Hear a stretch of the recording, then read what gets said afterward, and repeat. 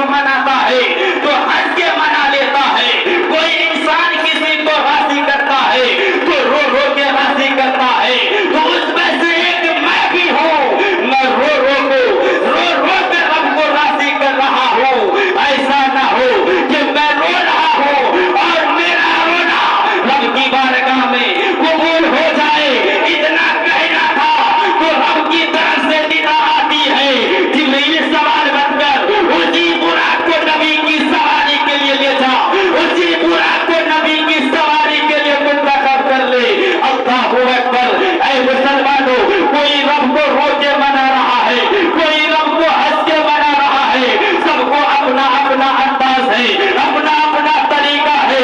जब हजरत मूसा अलैहिस्सलाम ने रब से पूछा था अना कलीमुका व मुहम्मदुन हबीबुका व मुहम्मदुन हबीबुका फमल फर्कु बैनल कलीम वल हबीब, अल्लाह से पूछा था, अल्लाह से अर्ज किया था, ऐ परवरदिगारे आलम बता मैं तेरा कलीम हूँ, मोहम्मद मुस्तफा तेरे हबीब है, बता हबीब और कलीम में फर्क क्या है। तो अल्लाह तबारक तआला इरशाद फरमाता है, ऐ मूसा अलैहिस्सलाम सुनो, मूसा अल कलीम, मूसा अलैहिस्सलाम सुनो, मूसा कलीम की शान ये है वो तोहे दूर पे आए और अर्ज करे रब तुझे देखना चाहता हूँ, तेरा दीदार करना चाहता हूँ, तेरा जलवा देखना चाहता हूँ। तो मैं कह दूं लड़ता रानी तू नहीं देख सकता।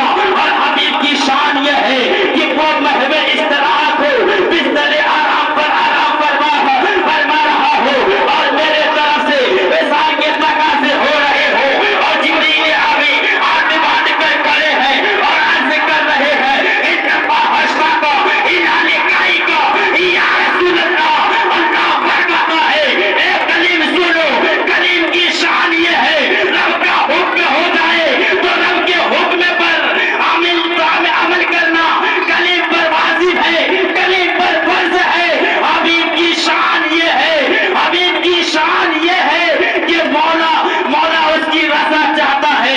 मतलब ये है कि तेरे ऊपर खुदा का हुक्म लाजिम है, अगर खुदा का हुक्म हो जाए तो उस हुक्म को बजाना ना फर्ज है, वाजिब है। और हबीब जो बात बोल दे मैं हबीब की बाबर, मैं हबीब की रज़ा में राज़ी हूँ। मतलब ये है जब आला हज़रत अच्छे रज़ा, प्यारे रज़ा, हम सबके रज़ा, बरेली के प्यारे इमाम अहमद रज़ा की नजर जब इस बात पे पड़ी, इस बात को उनकी नजर पड़ी, वो फरमाते हैं खुदा की रज़ा चाहते हैं तो आलम, खुदा की रज़ा चाहते हैं तो आलम, खुदा चाहता है रज़ाए, खुदा चाहता है रज़ाए मोहम्मद। अल्लाहु अकबर।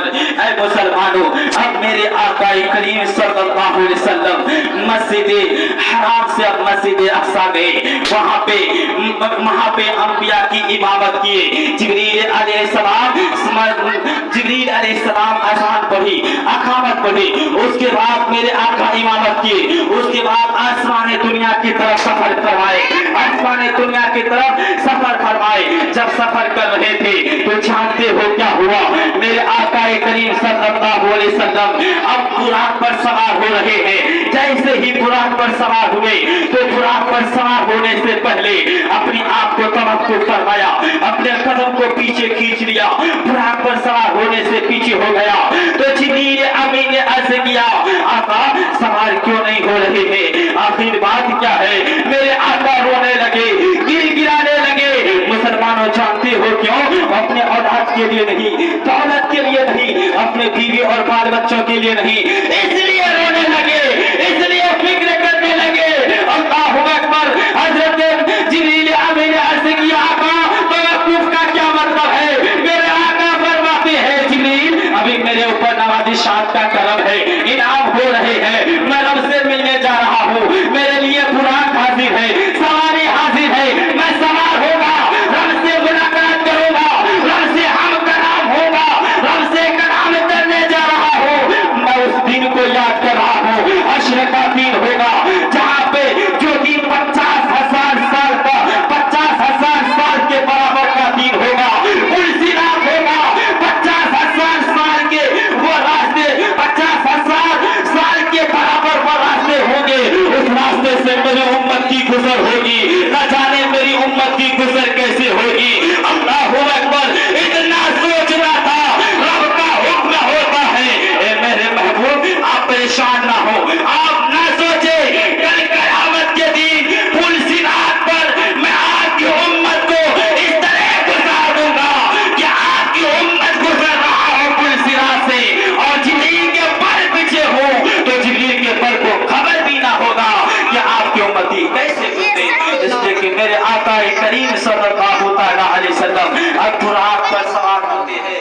सवार होने के बाद आप देखते हैं मुफ्ती साहब की तशरीफ फरमा है, क्योंकि अभी हुक्म हुआ था मौलाना अलीउद्दीन साहब के ये फिर कहीं जाने वाले हैं, इसलिए कि मैं और क्यों इमरजेंसी आ चुका है अचानक, और मैं हो सका तो मैं कभी फिर इस बयान और दुआ कीजिए अल्लाह ताला मुफ्ती साहब को उम्र खैर अता फरमाए और सवाल कीजिए अस्तगफिरुल्लाह रब्बी बिल्कुल यदम जो तो